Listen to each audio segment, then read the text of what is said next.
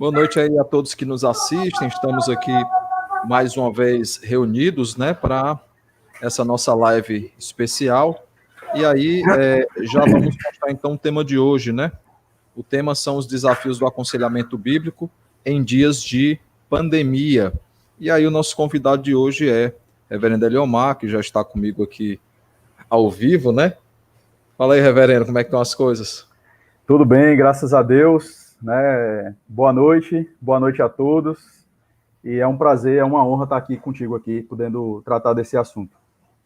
Que bom. Primeiro eu agradeço aí o convite, a ter aceito o convite, né? Estar participando com a gente. E eu sei que hoje vai ser bem corrido para você, ainda tem outra live aí no Instagram, né?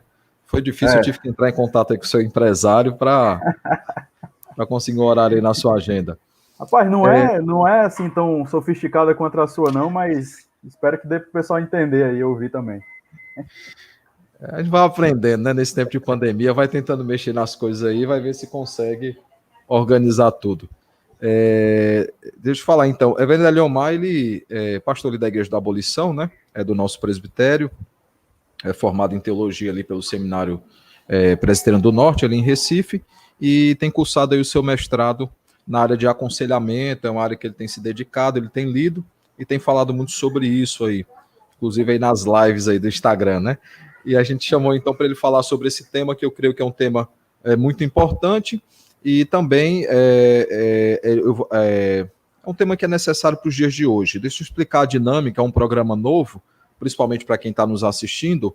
A gente vai ter então um momento de fala inicial do Reverendo Eliomar, ele vai expor aí o pensamento, aquilo que ele estudou sobre o assunto, aí nós retornamos, teremos um momento de debate, um momento de perguntas entre os dois, né? Algumas perguntas, inclusive, já pré-selecionadas, e depois, então, nós teremos perguntas lançadas pelo público que está aí nos acompanhando no YouTube. Eu vejo aqui que já há algumas interações, né? Alguns irmãos já estão aí online, inclusive eu vou colocá-los aí só para que o Reverendo Eliomar já veja, já. Tem a irmã Nádia aí, dá boa noite, graça e paz. Boa noite, minha irmã. O irmão Bruno Lennon, né? Bruno Lennon, ele tem... Lennon. Inclusive ele Conheço. mora ali perto da sua igreja. Ele está dando boa noite aí, dizendo bênção os dois. Boa noite, irmão. Jonas, é um seminarista aí que está em Mossoró. Temos aí também Josué, Reverendo Josué, Josué, filho do Reverendo Alberto.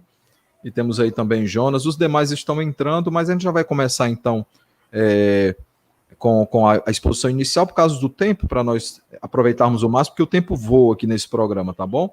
Eu vou passar então para que o Reverendo Eliomar faça aí sua exposição inicial.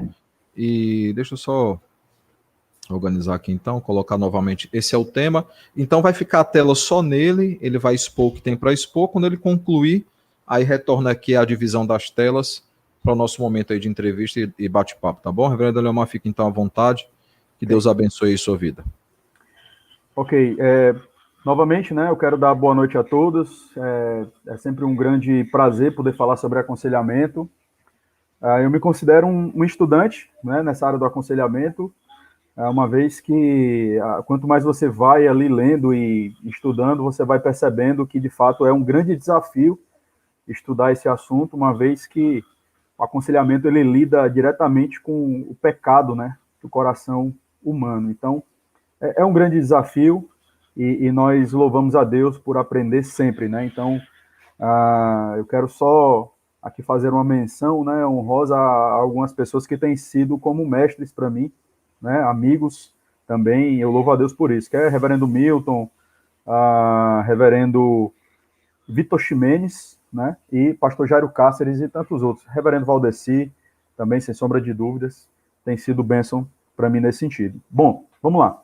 É bastante pertinente nós conversarmos a respeito desse assunto, né, aconselhamento bíblico em tempos de pandemia, exatamente porque nós temos percebido que nos últimos dias há um inimigo muito maior e bem mais cruel do que o próprio Covid-19, né? E eu não quero aqui entrar nesse aspecto, né, nessa discussão da crise econômica, né, apesar de que isso aí é algo que, de fato, tem acontecido e tem repercussões sobre o emocional das pessoas, sem sombra de dúvidas. Na verdade, são gatilhos para que as pessoas deem vazão àquilo que está no coração. Então, esse inimigo, que é muito mais cruel, né, é pautado na ansiedade, no medo, as pessoas elas já dão sinais de que elas se encontram desestabilizadas emocionalmente. E é importante a gente entender que depois dessa quarentena nós vamos ter muitos problemas aí, né? Bons problemas em certo sentido, porque teremos a oportunidade de tratar o coração das pessoas, especialmente o coração dos nossos irmãos. A igreja, ela não está imune a esse grande problema, né? Ao resultado que a Covid está trazendo aí sobre o emocional das pessoas, sobre o coração das pessoas, e nós vamos sim ter muitas dificuldades aí. Nós temos casos, por exemplo, de irmãos que dependem de um tratamento médico e, por conta dessa situação de pandemia, elas encontram o sistema de saúde lento, né, de modo que elas não conseguem continuar o tratamento que elas estavam fazendo. Pessoas com câncer, pessoas com enfermidades crônicas. Então, todas essas questões, elas favorecem para que sirvam de gatilho para que o estresse, a ira, o medo, a ansiedade tomem de conta desse momento. Obviamente, sempre lembrando que são sentimentos pecaminosos, né? Então, como cuidar desse povo que não está imune a esse turbilhão de sentimentos nesses dias, né? O aconselhamento bíblico tem condições de lidar com pessoas emocionalmente desestabilizadas? A gente vai tentar entender isso aqui ao longo dessa exposição, tá? Partindo um pouco mais, né, aprofundando um pouco mais essa discussão, é importante nós dizermos aqui que aconselhamento bíblico, ao mesmo tempo que é um assunto novo, é um assunto antigo, né? E eu vou aqui explicar um pouco sobre isso. E, mais ou menos na década de 70, um pastor chamado Jay Adams, ele percebendo o avanço da psicologia, tomando de conta ali da percepção dos pastores em relação ao ministério pastoral, ele juntamente com outra pessoa, eu não lembro o nome dessa pessoa agora, mas eles resolveram, especificamente ali na Filadélfia, no seminário de Westminster, encampar aí uma batalha de reforma, de retorno àquilo que sempre aconteceu na história, ou seja, a igreja cuidando do coração do homem, cuidando dos dilemas daqueles que têm aí suas muitas dificuldades a partir de uma percepção das escrituras. É importante que, mesmo sendo algo que ocorreu na década de 70, é importante nós entendermos que, para muitas pessoas nos nossos dias, ainda é um assunto novo. Muitas pessoas não veem ainda aconselhamento bíblico, por exemplo, como uma matéria, né? Então, é nesse sentido que eu falo que é relativamente novo. Mas eu quero voltar um pouco para nós, então, fazermos um rápido panorama de onde o aconselhamento bíblico ele nasce e como ele se desenrola no contexto da história da igreja. O nosso tempo aqui ele não nos permite fazermos uma exposição detalhada, mas nós vamos tentar aí passar em alguns pontos que eu acredito que são pontos importantes para que a gente perceba que essa prática, ela é uma prática antiga, tá ok? Então, onde nasce o aconselhamento bíblico? O aconselhamento bíblico, ele nasce no Jardim do Éden. Quando nós olhamos lá o texto de Gênesis, no capítulo 1, no versículo 27 ao versículo 29, o Senhor, ele, depois de ter criado o homem à sua imagem, né, de ter feito o homem e a mulher conforme a sua imagem, a palavra de Deus nos fala no versículo 28 que e Deus os abençoou e lhes disse, sede fecundos, multiplicai-vos, enchei a terra e sujeitai-a, dominai sobre os peixes do mar, sobre as aves dos céus e sobre todo animal que rasteja pela terra. E disse Deus ainda, eis que vos tenho dado todas as ervas que dão semente e se acham na superfície da terra e todas as árvores que há fruto que dê semente. Isso vos será para mantimento. Então, nós percebemos aqui que Deus, após ter criado todas as coisas, ele se dirige ao homem e ele aponta ao homem o seu propósito.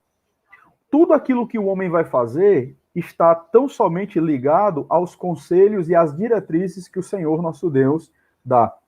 Logo, nós percebemos que Deus criou o homem estruturalmente para que ele vivesse debaixo dos seus santos conselhos. O aconselhamento não é algo que surge por causa da queda, por causa do pecado. Embora, obviamente, a necessidade ela se torne ainda mais acentuada devido ao estado de rebeldia em que o homem naturalmente se encontra em relação a Deus, Deus criou o homem, mesmo naquele estado de perfeição, para que ele vivesse debaixo dos seus santos conselhos. E Jay Adams, no seu livro Teologia do Aconselhamento Cristão, ele diz o seguinte: o homem foi criado perfeito, mas isso não significava que poderia viver por conta própria. Perfeição em si implicava um reconhecimento de sua dependência da revelação de Deus. Por conselho, veja, ele não decidiu isso por conta própria. Por conselho, Adão nomeou os animais. Por conselho, ele cultivava o jardim. Por conselho, o homem aprendeu sobre as árvores do jardim e sobre o devido uso de cada uma delas, assim como as consequências do mau uso de uma das árvores, né? Que você sabe, no capítulo 2, ali nós temos o Senhor Deus dizendo, olha, de toda a árvore do jardim você pode comer, só não coma a árvore do conhecimento do bem e do mal. Tudo isto veio depois da criação a um homem criado para ser dependente do conselho de Deus por toda a sua vida. Um homem capaz de ser transformado e desenvolvido por este conselho. Não se esqueça que esse aspecto ele é tão importante, o conselho, que foi exatamente pela adesão de um conselho que nós nos encontramos onde estamos hoje, tá? Basicamente, no mundo, só há dois tipos de conselho: os conselhos de Deus e os conselhos do diabo, tá? Então, nós vemos que o aconselhamento bíblico ele surge ali no Éden. Ao longo de outros trechos da Escritura, especialmente no Antigo Testamento, especialmente em Salmos e em Colossenses, você vai ver o salmista, no Salmo 19, no versículo 7, ele diz que a lei do Senhor é perfeita e restaura a alma. O testemunho do Senhor é fiel e dá sabedoria aos simples. Quando Davi fala a respeito da lei do Senhor, que é perfeita, ele está dizendo que ela não carece de adições. Veja que a lei do Senhor ela não é nem antiga e nem moderna. A lei do Senhor ela é eterna, ela é verdade de Deus para todas as épocas. Se eu não me engano, Martinho Lutero falou essa frase inicial que eu disse. Colossenses capítulo 3, versículo 16, o apóstolo Paulo, diante daquela situação em Colossos, onde a filosofia grega ela avançava, conforme Paulo diz, com as suas vãs sutilezas, e os cristãos ali, muitas vezes com seus dilemas e suas dificuldades, Paulo orienta essas pessoas para que eles se voltem para a igreja. E ele vai dizer, no versículo 16 do capítulo 3, habite ricamente em vós a palavra de Cristo, instruí-vos e aconselhai-vos mutuamente. Então você percebe que na Escritura nós vemos o desenrolar. Mais uma vez, eu estou apenas mencionando aqui de uma maneira sintética, tá? Apenas uma síntese. E aí você vai, então, para os pais da igreja, né? Agostinho de Hipona, por exemplo, ele entendia que as Escrituras tinham toda a autoridade, não só para responder às heresias que se levantavam no seu tempo, como também para responder qualquer questão relacionada à humanidade, tá? Então você percebe que havia um apego dos pais da igreja ao entendimento de que a Escritura ela era suficiente porque ela era a voz de Deus, ela representa a voz do Senhor. Vale salientar que os pais da igreja, assim como os reformadores, assim como os puritanos, eles não tinham essa percepção do aconselhamento bíblico como nós temos a partir da década de 70, como uma matéria que precisa ser estudada, que precisa ser explorada. Simplesmente porque eles entendiam. A Escritura é a palavra de Deus, logo, nós precisamos, então, nos conduzir por aquilo que Deus tem a nos dizer, mediante os vários dilemas. Você vai perceber, depois do contexto que eu mencionei aqui, dos pais da igreja, especialmente salientando o Agostinho de Hipona, você vai perceber que no contexto dos reformadores isso não foi diferente. Uma das bandeiras que os reformadores levantavam era a bandeira do sola escritura, ou somente a escritura. a palavra de Deus, ela é não só autoritativa sobre nós, mas ela é suficiente para lidar com o nosso coração, para nos conduzir na maneira de compreendermos a Deus, compreendermos o homem, compreendermos todas as coisas, e interpretamos a realidade a partir daquilo que a Escritura nos diz. Mais uma vez, os reformadores, eles não tocaram muito na questão do aconselhamento como um tema apologético, porque essa não era a discussão naqueles dias, tá? Mas você vai perceber, vendo a história, pesquisando um pouco a respeito da vida desses homens, que, por exemplo, eu quero citar apenas dois aqui, nesse contexto. Martinho Lutero. Né? Martinho Lutero, ele entendia que as Escrituras, e somente as Escrituras, eram fidedignas de todo crédito, especialmente quando o assunto estava relacionado à conduta moral do indivíduo, tendo em vista que a mesma era o único manual de fé e de prática. Então, era de grande interesse do reformador que as Escrituras estivessem diante dos olhos, ouvidos e corações de todos os homens, para que assim pudesse cumprir o seu propósito. Não é à toa que nesse período, né, você vai ver uma grande ênfase, né, também nas escolas e tudo mais, exatamente com o intuito de levar as pessoas a aprenderem a ler para que elas tenham acesso às Escrituras. Mas não é só no sentido de fazer uma reforma, uma mudança social, não, mas uma mudança no coração mesmo do homem, tá? As orientações que Lutero trazia, por exemplo, eram orientações que muitas vezes aconteciam nos seus sermões, né? A pregação, ela é uma espécie de aconselhamento, porque ao mesmo tempo que ela proclama a vontade de Deus, ela traz instruções, orientações, né, para o coração do homem. Então, Lutero, ele adotava essa prática de pregações em série, ele pegava livros inteiros da Bíblia e ele, então, ele pregava esses livros, melhor dizendo, né, diante das suas ovelhas. Ele orientava também por meio de anotações que ele fazia em decorrência das suas devocionais, suas leituras bíblicas, cartas, folhetos, livros, tudo isso a partir das Escrituras. João Calvino, ele entendia que a Escritura, ela era suprema na igreja, né? Para Calvino, as orientações divinas eram dadas por meio da exposição das Sagradas Escrituras. Veja só, esse ponto é um ponto interessante. Não só em Lutero, não só em Calvino, como nos puritanos, que eu vou mencionar daqui a pouco, é exatamente esse entendimento que eles tinham de que a pregação é um meio de orientação. Né? A pregação é um meio de conduzir a igreja debaixo das orientações do Senhor. Então, é impossível a gente desvirtuar, ou desvincular, melhor dizendo, aconselhamento de pregação. As duas coisas, elas caminham juntas. Tá? Calvino, então, dizia o seguinte: é certo que se vamos à igreja, não ouviremos apenas um homem mortal falando, mas sentiremos que Deus está falando à nossa alma, sentiremos que Ele é o professor. Ele nos toca de tal forma que a voz humana entra em nós e nos favorece de modo que somos revigorados e alimentados por ela. Então, a pregação, ela era também um meio.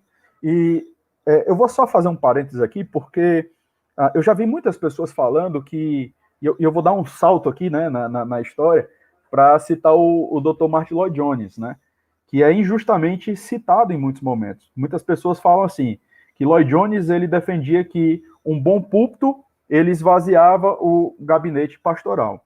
Veja bem, ele fala isso, mas a maneira como é citado não faz jus àquilo que é, de fato, o pensamento do Dr.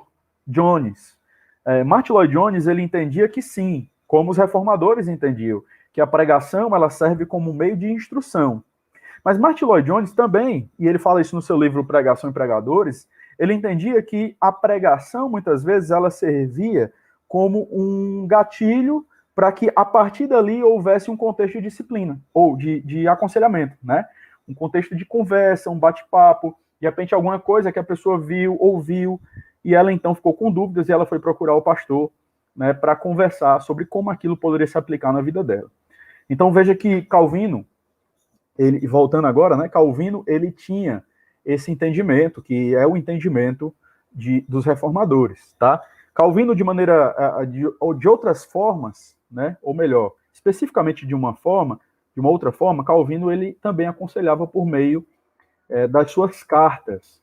E é interessante que uma carta, está lá no livro, lá, As Cartas de João Calvino, né, um livro que foi lançado pela Cultura Cristã, ele orientando um jovem, né, William, não sei se é Rabiot, é uma coisa assim, eu não sei, né, pronunciar aqui francês, os irmãos aí de Paris me perdoem, mas Calvino, ele escrevendo a esse jovem, ele diz assim: pois se estudar constantemente a palavra do Senhor, você será suficientemente capaz de guiar sua vida à mais alta excelência.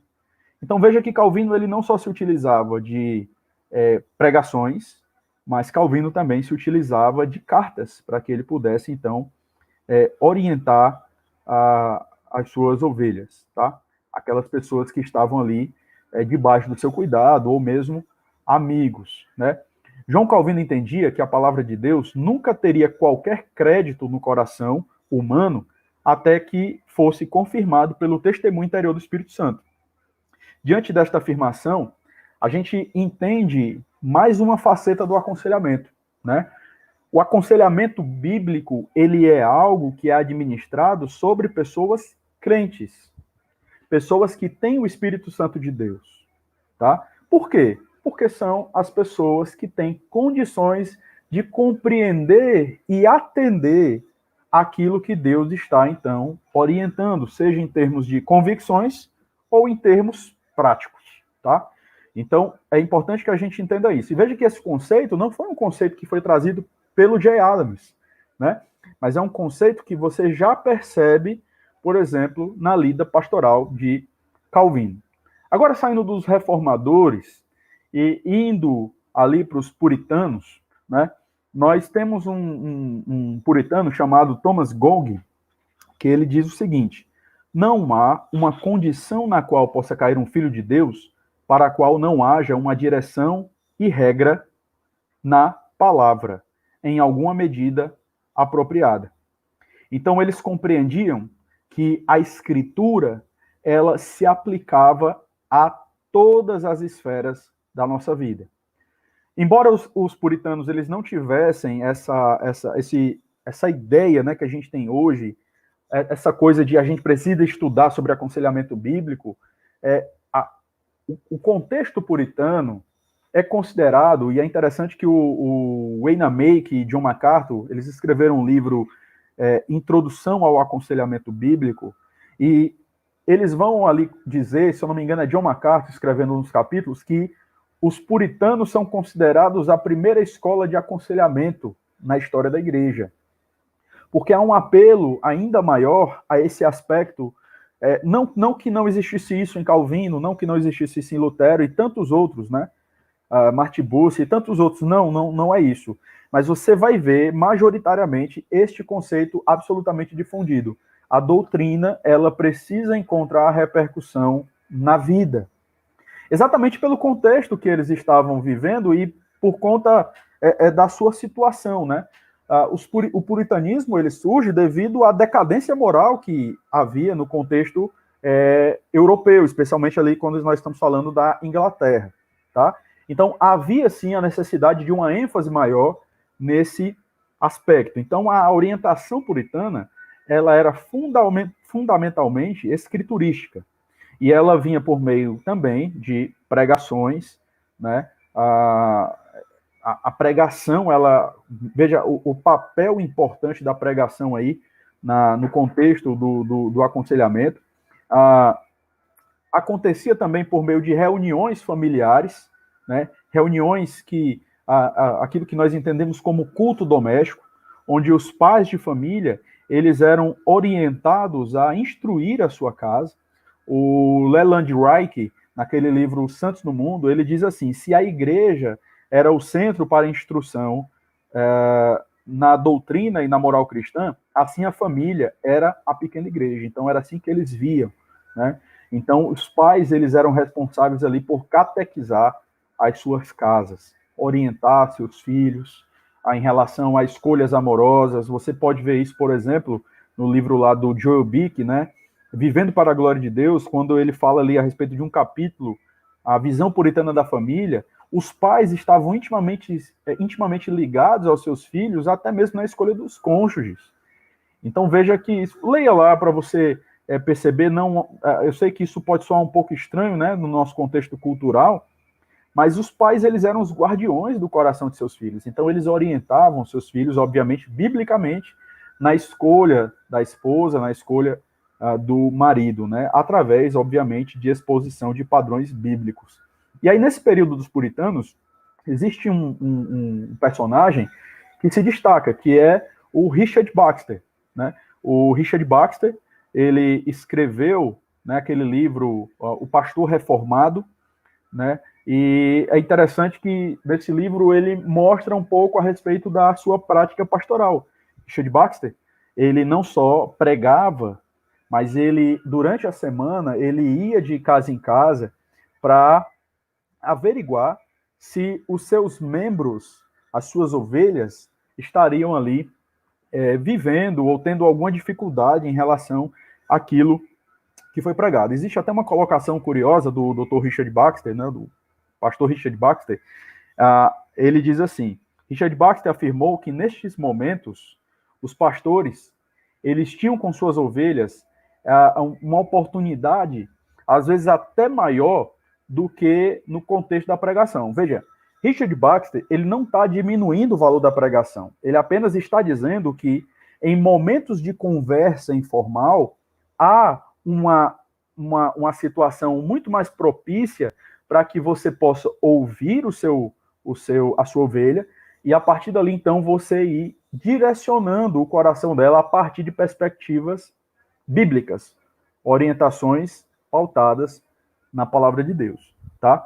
Ele diz uma frase que eu acho muito interessante. Na verdade, não é uma frase, né? Mas é uma colocação aqui, um pouco longa, mas que eu achei bem interessante trazer para vocês. Que vai, inclusive, repercutir um pouco aquilo que o próprio Calvino fala nas Institutas. Que é impossível nós termos um conhecimento do homem se nós não tivermos um conhecimento de Deus. Nós partimos primeiro de Deus. Essa é a questão. E essa é a grande diferença daquilo que a gente vai discutir um pouco mais para frente, né? Se nós queremos entender o homem, nós não olhamos para o homem propriamente. Não estamos desconsiderando seus dilemas, suas dificuldades, mas nós olhamos para o seu Criador e nós passamos a entender a criatura a partir daquilo que o Criador diz. É ele quem determina as regras, é ele quem estabelece os limites da nossa compreensão. Então, Richard Baxter, ele diz assim: nada poderá ser conhecido se Deus não for conhecido primeiro. Nenhum estudo será bem feito se Deus não for estudado. Conheceremos pouco sobre a criatura até que conheçamos como ela se relaciona com o Criador. Letras e sílabas avulsas nada mais são do que senso. De que senso?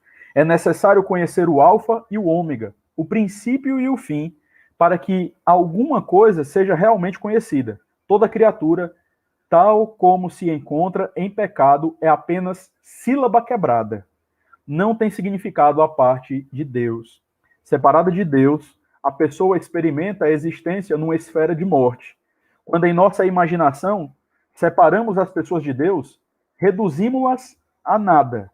Uma coisa é conhecer a criatura como a cultura secular as percebe. Veja que Baxter está falando isso naquela época. E outra, bem diferente, é conhecê-las sob os olhos de Cristo. Só um cristão poderá ler uma linha de um tratado de física e entendê-la corretamente. O estudo da criação, sob o olho crítico da palavra de Deus, poderá ser elevado e excelente, mas aos olhos da filosofia e ciência humana apenas nos dará a conhecer uma parte decaída, pequena, fragmentada e reversa. Veja como é interessante, né, essa colocação do Richard Baxter. Perceba que já naquela época, mesmo, mais uma vez, sem esse entendimento que a percepção do contexto, o contexto está bem complicado hoje, mas veja como essa colocação ela é preciosa para nós, no sentido de compreendermos os dilemas humanos. Algumas coisas podem ser ditas que são verdade, algumas coisas são até verdadeiras, no sentido de que enquanto observadores, muitas coisas são ditas da maneira correta, mas limitadas, né?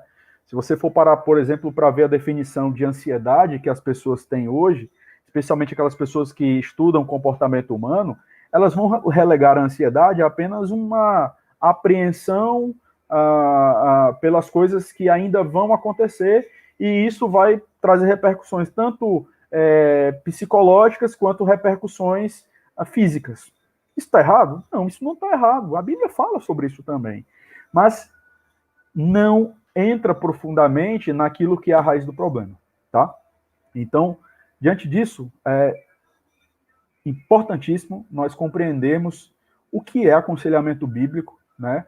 Que os nossos irmãos praticaram aí ao longo da história, Reverendo Samuel.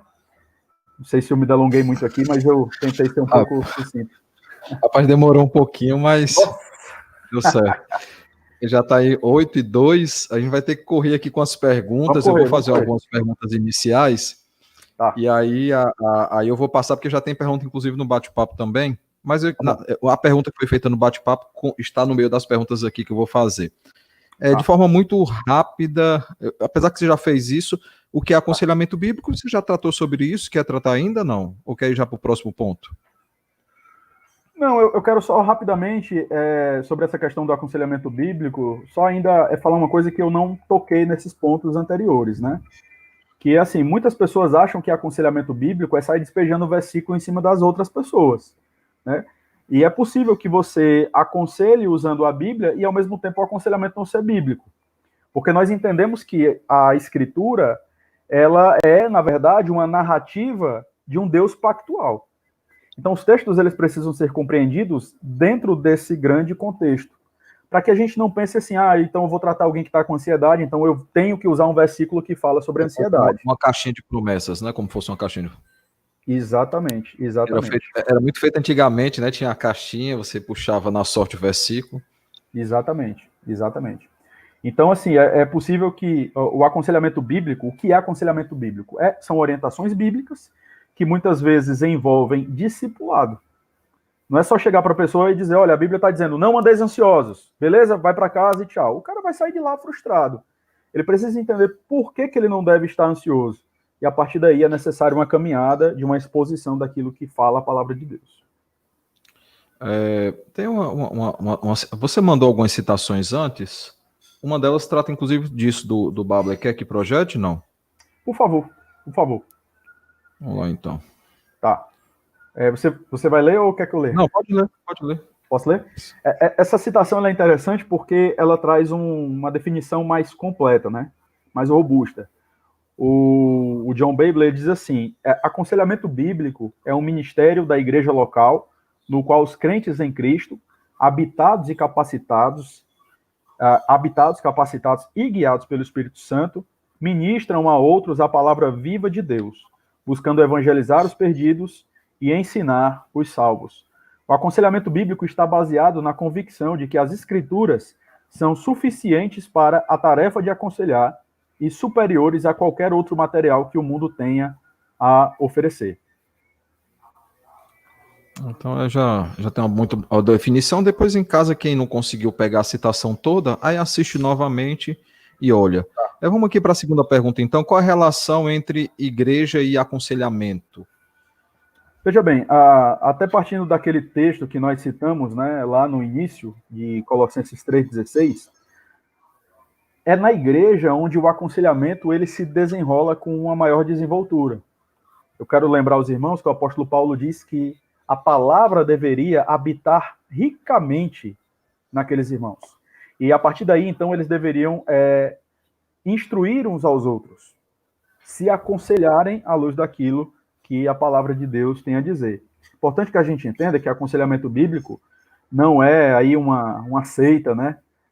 Só uma casta especial pode aconselhar. Entretanto, é importante que a gente entenda que há de se observar um mínimo de capacitação, tá? E eu não estou falando aqui de um treinamento formal, mas o treinamento para um conselheiro bíblico, ele acontece muitas vezes num contexto de reunião de doutrina, escola dominical, a pregação, você ter um entendimento correto das escrituras.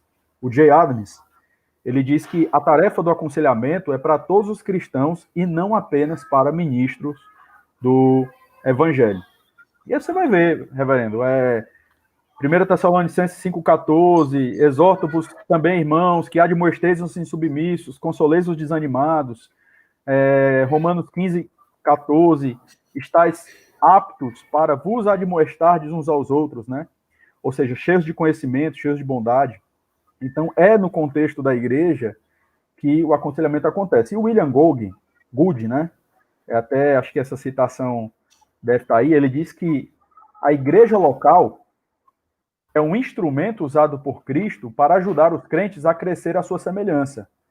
É a única organização, ou melhor, organismo, que ele prometeu edificar, sustentar e usar.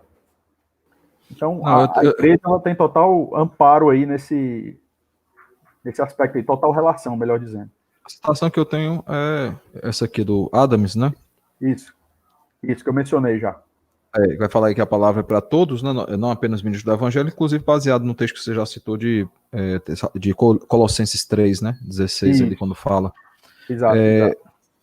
Para a próxima pergunta, então, dentro disso, você já tratou sobre isso, a citação que você faz do Babler trata sobre isso também, mas fica a pergunta para ficar ainda mais claro, né? Como o aconselhamento bíblico ela lida com pessoas incrédulas. Você já tratou rapidamente sobre isso, mas só para enfatizar ainda mais para quem chegou agora. Certo. Veja bem, é importante essa pergunta novamente, né, esse assunto, porque muitas pessoas elas tendem a pensar que o conselheiro bíblico, aquele que fundamenta a sua teologia do aconselhamento na Escritura, na suficiência da palavra de Deus, ele vai desprezar, então, não é cristão, então não quero conversa. Não, o nosso papel é evangelizar. Nós precisamos evangelizar, nós precisamos falar de Cristo, né? E eu acredito, reverendo, que a gente precisa pensar um pouco mais nesse aspecto em relação ao uso da lei, né? O uso civil da lei, né? É óbvio que eu não vou ali orientar biblicamente o incrédulo acreditando que ele vai anuir a tudo aquilo que eu estou falando, claro. Mas eu acredito que, em uma certa medida, as punições apresentadas pela Escritura, né, algumas questões que são colocadas ali, muitas vezes elas servem para refrear o mal na nossa sociedade. Acho que eu estou apenas aplicando um conceito nesse ponto aí. Entretanto, o foco é evangelismo, quando se trata de incrédulos. Inclusive, na citação do Babler, ele trata sobre isso, né? Buscando evangelizar os perdidos e ensinar os salvos. Exato. Vamos ver aqui a próxima pergunta, então. Quais as grandes perspectivas dentro do tema de aconselhamento cristão? Tá, eu acredito que nós temos pelo menos 5 grandes perspectivas, mas eu gostaria de me deter apenas em 2, porque, de um modo geral, são as 2 que mais aparecem, né? Que é a perspectiva daqueles que defendem a suficiência da Escritura e a perspectiva daqueles que são conhecidamente os integracionistas, são conhecidos como integracionistas, né? Então vamos lá, o que é que os integracionistas eles vão dizer? Eles acreditam que a Bíblia ela não é suficiente para tratar o coração do homem. Então o que é que eles fazem? Eles vão incorporar ideias da psicologia, ideias humanistas, a percepção que eles vão ter do problema do homem e a percepção a respeito da solução. Tem um cara chamado Gary Collins, ele até escreveu um livro sobre aconselhamento, acho que é o conselheiro cristão, ou aconselhamento cristão, uma coisa assim, e nesse livro ele diz assim, a Bíblia não afirma em lugar algum que é um manual de aconselhamento. Para ele, a palavra de Deus, para o Gary Collins, a palavra de Deus trata de questões como solidão, ou melhor, ela trata de questões como solidão, desânimo, problemas conjugais, tristeza, relacionamento entre pais e filhos, ira, medo e várias outras situações que surgem no aconselhamento. Porém, ela pode até pincelar essas coisas, mas na concepção dele, jamais a Bíblia se propõe a ser a única revelação de Deus sobre como ajudar as pessoas. E nós temos outras pessoas, eu não vou mencionar aqui, né, devido ao nosso tempo, mas, por outro lado, você tem aqueles que defendem a suficiência da Escritura. E Jay Adams é um personagem aí que a gente não pode deixar de citar, né? E ele, no seu livro Manual do Conselheiro Capaz, ele diz que os recursos sobre os quais se fundamenta um conselheiro verdadeiramente cristão são a palavra, o Espírito e a igreja. Então, a palavra, ela traz para nós tudo aquilo que nós precisamos para lidar com os dilemas do homem. É importante que a gente entenda também que o aconselhamento bíblico ele não é superficial, né? Conforme eu já mesmo trouxe aqui. Não é aquela coisa de senta aí, deixa eu abrir aqui na chave bíblica e vou, como se a Bíblia fosse uma enciclopédia, né? A Bíblia, ela trata, assim, de questões emocionais, né? Ela trata profundamente essas questões. Então, a diferença, reverendo, é basicamente essa. São esses dois grupos que têm aí já há algum tempo se chocado no contexto da igreja. Assim, eu vou antecipar uma pergunta que foi feita aqui no bate-papo, apesar que eu ainda estou no meu roteiro ainda, mas perguntando, eu vou até projetar para dar moral para ele, né, para o reverendo Ayrton. Ele vai colocar aí agora? Não. Então, quanto ao info, você segue a linha do Adams, então? Só para ficar claro. Sim, com certeza, com certeza. Com certeza, Jay Adams, George Scipione, né, que faleceu recentemente, e também aqueles irmãos mais da nossa época, né, do CCIF, né, que é Paul Tripp, David Paulison, que inclusive faleceu também recentemente, Ed Welch, esses irmãos aí, Heath Lambert, né, que é um cara novo, recente, mas também tem nos ensinado muito também, mas todos eles defendendo a suficiência da palavra de Deus no aconselhamento. Você falou sobre os dilemas quando eu estava expondo aí pelo menos duas escolas do aconselhamento na igreja hoje, né? Aí você citou a questão dos dilemas, aí eu vou pular para essa pergunta aqui. Qual o principal problema na interpretação dos dilemas enfrentados pelo homem atual?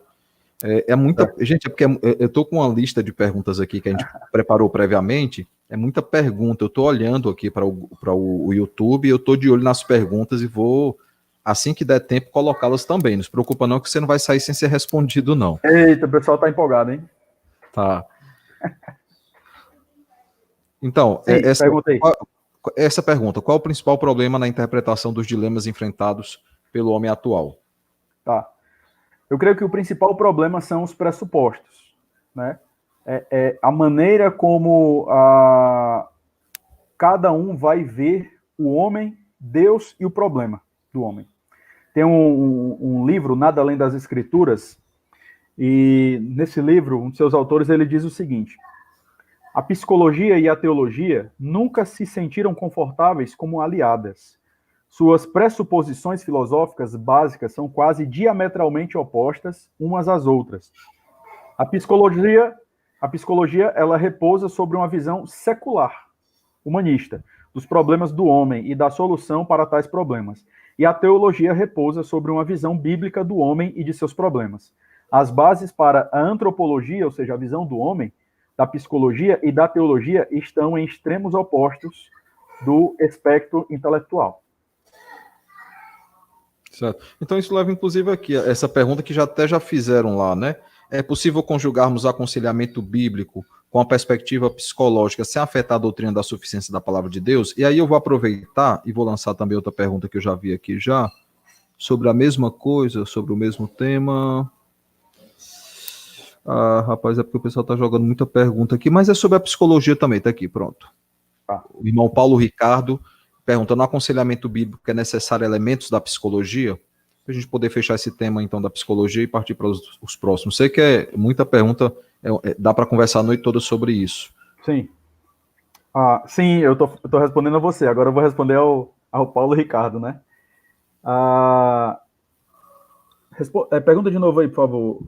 No aconselhamento bíblico, é necessário... Elementos da psicologia? Não.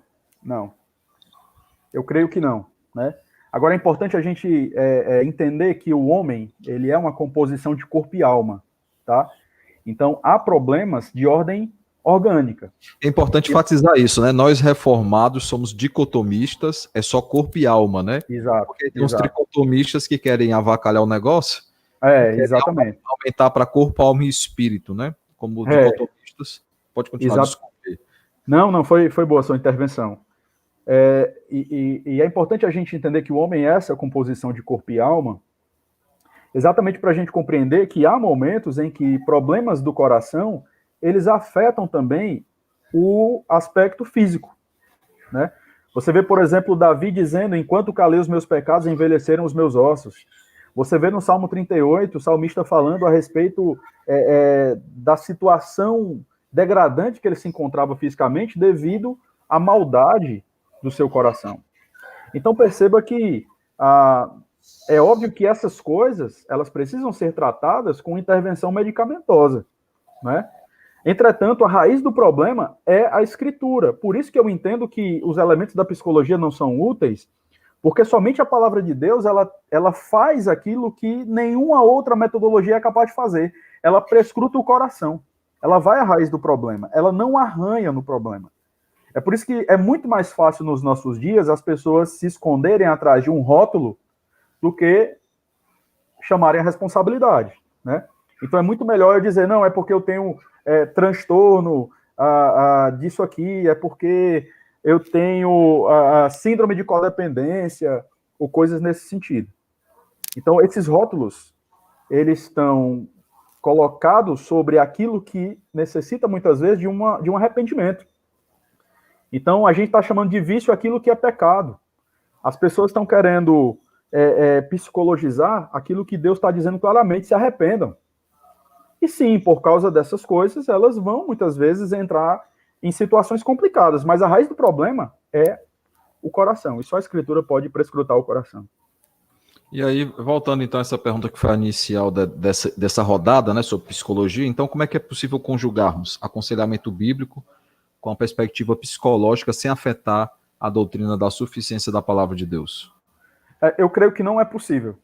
Eu creio que não é possível nós conjugarmos o aconselhamento bíblico com a psicologia sem afetar, em alguma medida, a suficiência da Escritura, né? Então, eu entendo que não há como você conciliar, uma vez que são aspectos que defendem teologias diferentes, né? Perspectivas sobre Deus totalmente diferentes. Sim, a psicologia, ela tem uma perspectiva sobre Deus. O fato dela não colocar Deus em cena é uma perspectiva que ela tem sobre Deus, ou seja, Deus não é relevante, né? O homem, ele passa a ser entendido como um animal, onde eu faço alguns estímulos e espero algumas respostas. A Bíblia, ela trata o homem como imagem e semelhança de Deus. Então, é uma perspectiva muito mais profunda e absolutamente contrária. Por isso que eu acredito que não pode haver uma conjugação disso sem ferir a suficiência da Escritura. Perfeito. Caleb, ele faz a pergunta, você já respondeu mas eu disse que ia dar essa moralzinha para ele. Se é possível separar o aconselhamento do discipulado, ele já tratou nisso na fala inicial, mas só para ficar claro para quem está chegando agora. Bom, Caleb, primeiro, boa noite, né? Prazer estar podendo responder uma pergunta sua. Veja bem, há situações onde o aconselhamento ele acontece de maneira pontual, né? Você, de repente, vai para uma determinada cidade ou uma determinada igreja que não é a sua igreja, ou uma determinada programação, e ali naquele momento alguém vai te interpelar e você então traz uma orientação bíblica. Beleza. Mas há situações, e hoje a tecnologia nos ajuda bastante nesse sentido, né? Onde depois de uma conversa você percebe que é necessário uma caminhada, né? Um acompanhamento. Então, o aconselhamento ele está intimamente ligado ao discipulado. Então, é extremamente necessário isso. Entretanto, eu falo que há circunstâncias onde isso não acontece, mas eu acredito que são questões mais pontuais. Geralmente, pessoas que eu aconselho num determinado momento, nós buscamos depois para termos alguns encontros com ela, para que possamos, então, entender o seu problema e entender a solução que Deus está trazendo para aquele problema, tá? Então, geralmente, eu faço aí uns 5 encontros, às vezes até mais, tá? Dependendo da necessidade. O que é discipulado, né? Creio que uma última pergunta para a gente abrir mais para o pessoal do público. Quem tem 10 minutos aí, eu estou correndo aqui olhando para as perguntas. Essa aí, por que o aconselhamento bíblico, então, ele é relevante para tempos como os nossos, né? Inclusive, eu queria colocar um comentário que Josué colocou, apesar que, volta a dizer, já foi respondida a questão do aconselhamento de pessoas ímpias, se é possível, mas o fato que ele levanta aqui, né? Como aconselhar pessoas ímpias, né? Uma vez que nós sabemos que a pandemia e tudo que está acontecendo é decreto, permissão de Deus, né? Então, como é que a gente, voltando então para a pergunta que foi lançada antes, como é que o aconselhamento bíblico ele é relevante para tempos como os nossos, né? Tá, só esse aspecto do Josué. Josué, a gente tem que evangelizar esse pessoal, cara. É isso que a gente tem que fazer, a gente tem que evangelizar eles, tá? Não é ser insensível aos seus medos e tudo, é muito pelo contrário, é ser sensível ao ponto de entender que eles precisam entender a razão da libertação deles diante dessas coisas. Evangelho, é Cristo, tá? Então, por que o evangelho bíblico é relevante para tempos como os nossos? Porque somente o evangelho trata de maneira honesta os medos, as ansiedades, as preocupações excessivas, né? As questões que têm acontecido nos nossos dias, que são produto daquilo que está acontecendo em termos de pandemia, né? Então, a partir de uma concepção bíblica, nós então vamos desconstruir uma cosmovisão equivocada e construirmos uma cosmovisão correta, à luz das Escrituras. O aconselhamento bíblico ele é extremamente relevante. E, mais uma vez, é importante nós voltarmos os nossos olhos para a igreja, porque depois desse período, e já nesse período, muitas pessoas têm dado sinais da natureza da sua fé, né? Pessoas que precisam realmente terem uma fé mais robusta, mais sólida, e para isso a gente precisa estar aconselhando essas pessoas, o que envolve um pouco daquilo que o Caleb citou, que é o discipulado. Inclusive, a gente já conversou sobre isso, e naquela live que você fez sobre aconselhamento, acho que com o reverendo João Paulo, eu também toquei nesse ponto, né? A importância de se ter uma boa doutrina para se enfrentar as questões da vida, né? Os problemas, eles deixam bem claro que tipo de doutrina nós temos, né? Exato. A forma como nós lidamos com os problemas, se eu creio num Deus que é soberano, um Deus que é poderoso e que faz tudo conforme a sua vontade, ele mantém, sustenta e governa tudo, claro que eu vou passar por uma situação dessa com mais tranquilidade, se isso de fato é verdade para mim, né? É porque muitas vezes a gente é muito teórico e pouco prático, né? Mas eu tenho ainda uma pergunta aqui, eu não sei, deixa eu ver, acho que sim. Você vai ter 2 minutos para respondê-la, porque a gente vai passar para as indicações de livros, você vai se despedir, eu vou liberar no horário, porque eu sei que você tem outra programação ainda. Qual é o maior desafio, então, da igreja contemporânea quanto ao resgate do aconselhamento bíblico? Daí 2 minutos essa pergunta? Dá. Se eu passar, você me fala. Mas, assim, eu acredito que o maior desafio, reverendo, é nós voltarmos a uma concepção correta a respeito da Escritura, tá? Nas palavras de Montgomery Boyce, eu acredito que a igreja ela não tem dificuldade com aspectos como inerrância, aspectos relativos à autoridade, mas ela tem dificuldade com a suficiência, ela tem dificuldade de entender que a Bíblia ela é relevante, ela é atual no sentido de prescrutar o nosso coração e trazer para nós orientações sólidas, respostas reais. E ao mesmo tempo que ela apresenta o nosso problema, ela não só apresenta o nosso problema, mas ela apresenta também a solução.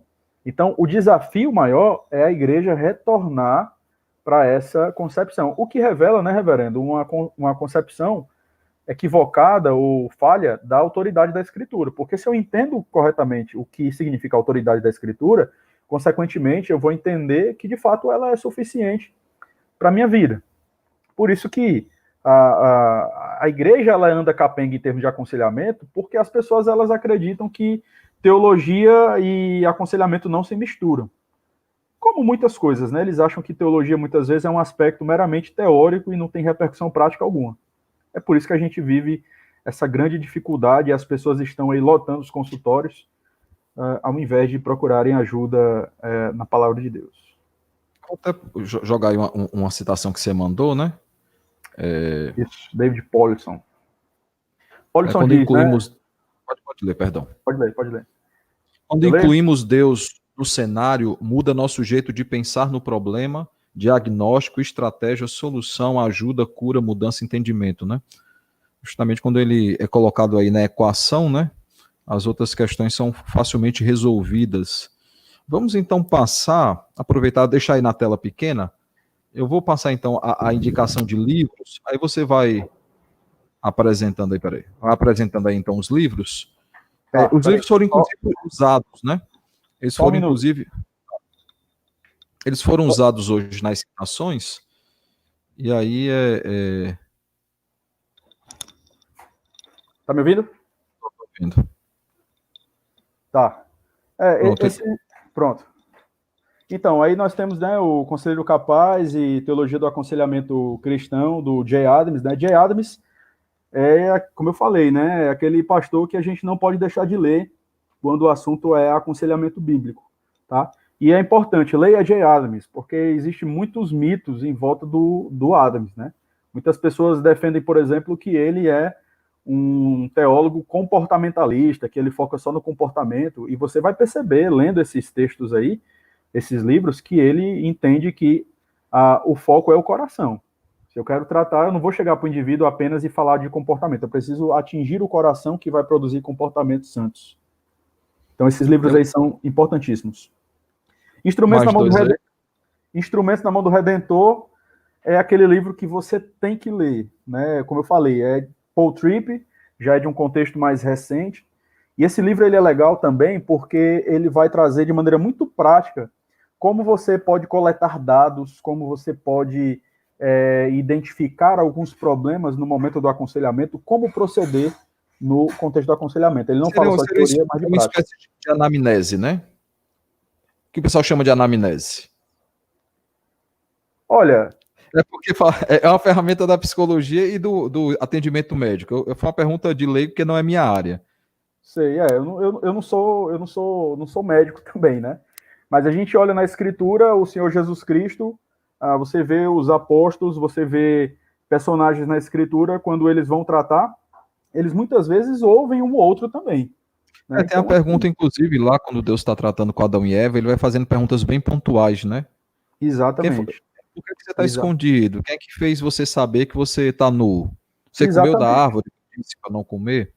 Exatamente. E assim, saber do contexto da pessoa não é nenhuma coisa espetacular, né? É apenas uma atitude de alguém que é sábio, que está primeiro querendo entender para depois falar. Então, eu não vejo muito assim, nossa, né? Como muitas pessoas até pontuam isso aí. Nossa Suficiência em Cristo é um livro excelente em termos apologéticos, né? Porque John MacArthur ele vai defender nesse livro aí a suficiência da Escritura, mas ele vai, como é típico dele, né? Escrever mais num tom apologético mesmo, tá? Então é excelente. Acho que 6 primeiros capítulos que serão interessantes nesse aspecto aí que a gente está conversando. Esses 2 livros são da editora Nutra. O primeiro aí é Fundamentos Teológicos do Aconselhamento Bíblico. São os 2 autores. Esse livro é excelente porque ele vai trazer a história do aconselhamento bíblico e ele vai depois dizer o que é aconselhamento bíblico, trazendo alguns aspectos teológicos. E, no final, ele traz algumas questões interessantes. Como você lida, por exemplo, com ansiedade, ira, egoísmo.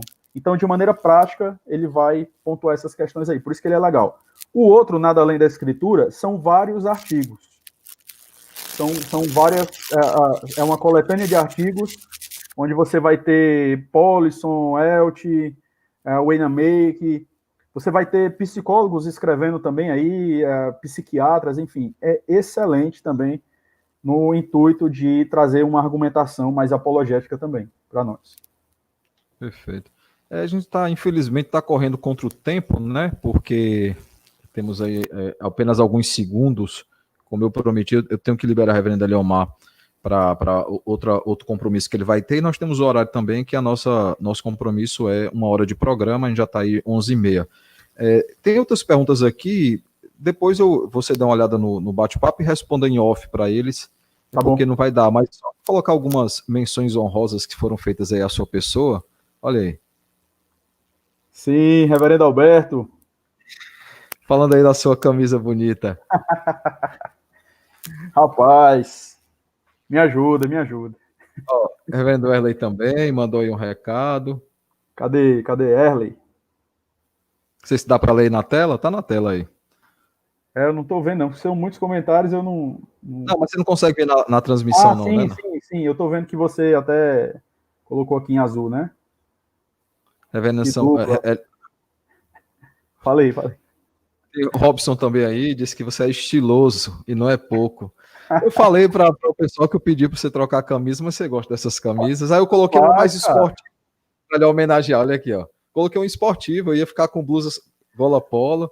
Só quero dizer o seguinte: vejam as palestras do Adams na Fiel, lá na década de 80. Vocês vão ver que o cara já usava camisa florida, cara. Década de 80, então. Isso mesmo. Não, meu irmão. Eu sou retrô, meu irmão. Eu gosto de estilo retrô. Quer dar aí se despedir, então, do pessoal aí? Bom, eu quero desejar boa noite a todos e, mais uma vez, reverendo, agradecer, viu, o convite. Eu sei que nós somos muito amigos, mas sei também do seu zelo, né? E me sinto muito honrado de ser convidado por você, porque eu sei da sua preocupação com o ensino da palavra de Deus. Então, agradeço aí mais uma vez a todos os irmãos que participaram, comentando, e me coloco à disposição, né? Sou da Igreja Presbiteriana da Abolição, aqui em Mossoró. Estamos à disposição aí para qualquer coisa, qualquer dúvida. Lá está sendo virtual o aconselhamento, né? Nossa igreja tem usado essa ferramenta de aconselhamento virtual porque é o que dá hoje em dia de pandemia. Ou tem conseguido fazer gabinete lá? Não tem feito. Tem sido pelo chamada de vídeo, é assim que a gente está procedendo. Oramos aí para que o quanto antes essa situação termine, viu? Dê um abraço aí, então, em Aninha, em Pedrinho. Tá certo. Maria Luísa que está chegando aí. Que o bom Deus continue abençoando a vida de vocês. Abençoando a Igreja da Abolição, tá bom? A gente agradece aí o convite. E Deus abençoe uma ótima noite, então. Tá bom? Deus abençoe, meu irmão. Abraço. Valeu. Tchau, pessoal. Até mais. Irmãos, nós vamos então concluir o nosso momento de entrevista, né? Falando que sexta-feira nós teremos aí o nosso próximo encontro, nesse período de pandemia, toda segunda, quarta e sexta, às 19h30. Nós temos tido vários debates como esse, e é uma ferramenta que a gente ainda está aprendendo a usar, por isso ainda alguns errozinhos acontecendo, tá bom? Mas que o bom Deus continue abençoando sua vida, abençoando a todos vocês. Nós nos despedimos então, encerrando essa transmissão, tá certo? Que o bom e eterno Deus abençoe sua vida, sua família, e nos vemos o quanto antes na igreja, assim que o bom Deus permitir que essa pandemia ela acabe ou o isolamento acabe, tá bom? Deus abençoe, ótima noite, nós nos vemos sexta-feira às 19h30 e não perca amanhã nosso estudo doutrinário no mesmo horário, 19h30, aqui nesse mesmo canal, onde nós continuaremos a tratar sobre os atributos de Deus, tá bom? Deus abençoe e uma ótima noite.